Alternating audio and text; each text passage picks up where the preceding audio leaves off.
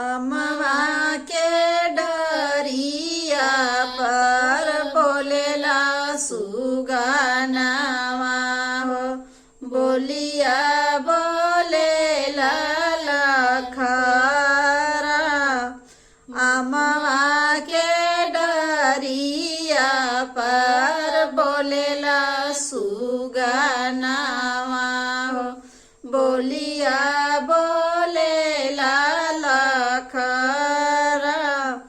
बाबा के बगिया में बोलना दूल्हा दुलरू, जैसे बोलेला ससुरा। बाबा के बगिया में बोलेला दूल्हा दुलरू, जैसे रे बोलेला ससुरा। कवना भोजनिया पूता बाबा के बगिया हो, कवना भोजनिया ससुरा। कवना भोजनिया पूता बाबा के बगिया हो, कवना भोजनिया ससुरा। खड़वा सोहरिया बाबा बाबा के बगिया हो, सकरा कलेउआ ससुरा।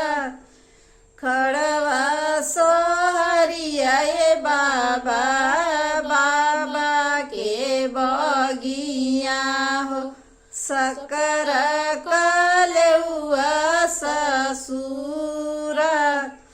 माइया लारी पूछे बहिना दुलारी पूछे, भौजी पूछेली भेदला। माइया लारी पूछे बहिना दुलारी पूछे, भौजी पूछेली भेदला। तोहरा ले माई सासु पियारी हो, सारी रात जेवाना बाना। तोहरा ले माई हो सासु पियारी हो, सारी रात जेवाना बाना। तोहरा ले बहिनी हो साली पियारी हो, सारी रात बेनिया डोला। तोहरा ले बहिनी हो साली पियारी हो, सारी रात बेनिया डोला। तोहरा ले भाभी हो सरहज पियारी हो, सारी रात से जिया लगा।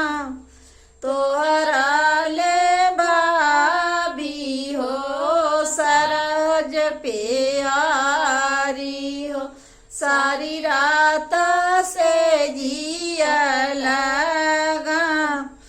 दसही माँ से पूता ओबरे मेरा खाली हो, कबहू ना कैला बड़ा।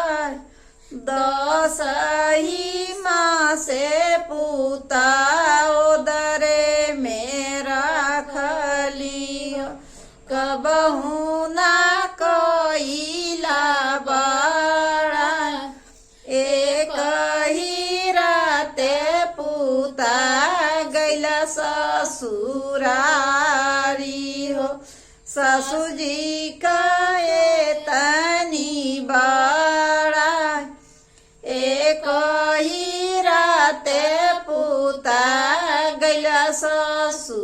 ससुरारी हो साली कये तनी बखा एक ही राते भैया गैल ससुरारी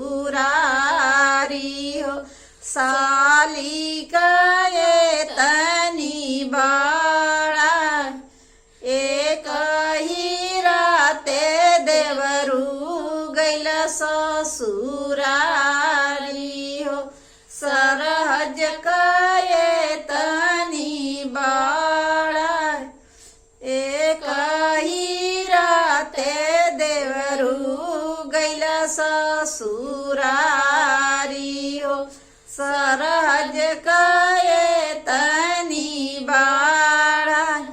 नमस्कार दोस्तों, लड़के की शादी की विवाह गीत है, आप लोग सुनिएगा। जैसा भी होगा कमेंट जरूर करिएगा। आप लोग कमेंट से हम लोग को ताकत मिलती है और हम लोग अच्छे से गीत लेकर आएंगे।